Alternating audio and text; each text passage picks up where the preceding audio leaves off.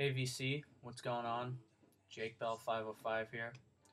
Um, Today I'm going to be making a video about album artwork that I like. I've tried doing this video a couple times and I actually uploaded one to YouTube and I didn't really like how it turned out. So yeah. And also playing in the background is Tom Waits' Swordfish Trombones. It's a really good album from him and it started his Frank's Wild Years trilogy in the 80s, which is when he went into the like dark experimental music that he's kind of known for. Alright, so on to the artwork. First off is Misfits Die Die My Darling. It's an EP. It's got this really awesome, clearly, artwork that is something you would find from the Misfits, and then it's got the back and this guy is ripping out his eyeball. Pretty awesome.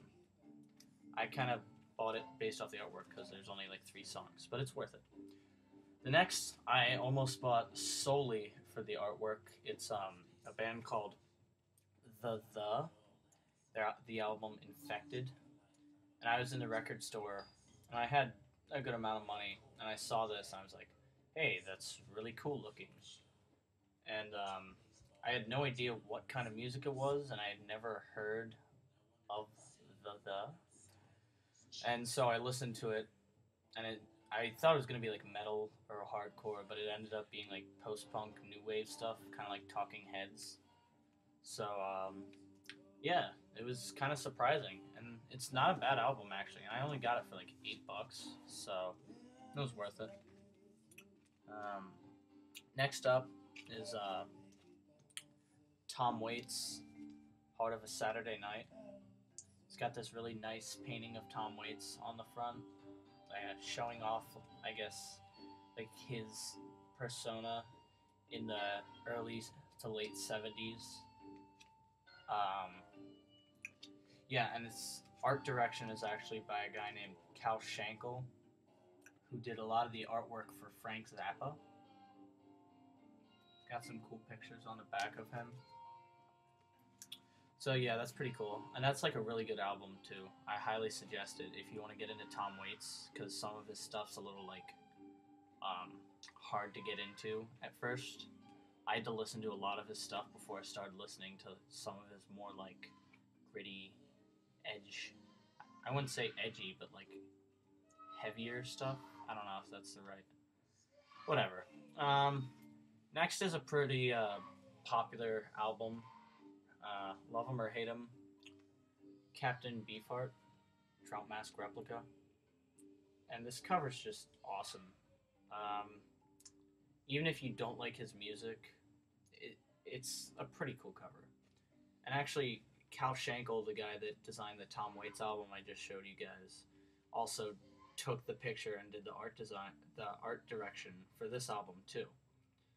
And there's like a story that he apparently Captain Beefheart wanted to have a fish head as the cover. So Cal Schenkel cut off the face of like a trout, and then Beefheart wore it for like 2 hours. Yeah, it's really weird, but it's a pretty cool album cover.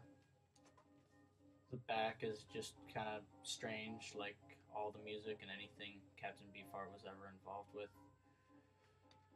And the inside has got just multicolored pictures of the Magic Band, which is the guys that accompanied him. So that's kind of cool. It's a really, really bizarre album. If you've never listened to any of his stuff, you're kind of lucky. It's really, really weird, avant-garde, free jazz kind of stuff. I don't know, weird. And then the last one I'm gonna do. This is gonna be a pretty quick video. Well, actually, I gotta go grab one more.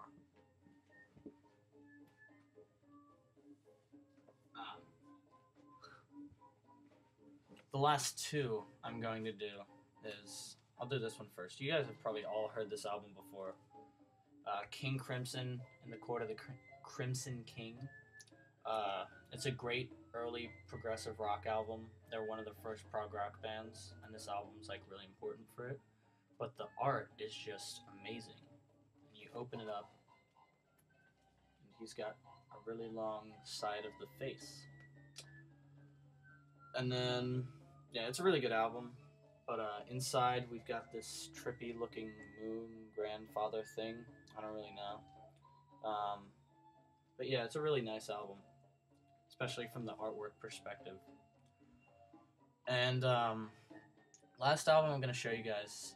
I've said in my intro video I don't have a lot of albums, but this is just artwork that stuck out to me.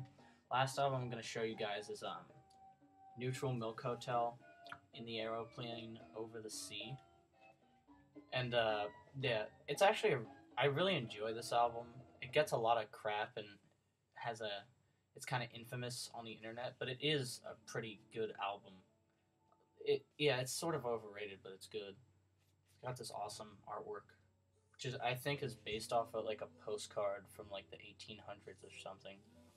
And then on the back, it's got this cool marching band thing. It's got a really like vintage, old time feel to it. So yeah, that's all I have. This has probably been done before, but if you guys have album artwork that you like, you can make it as a response to this video or comment below, because that's part of why I got into vinyl, because I like the artwork. So yeah, bye.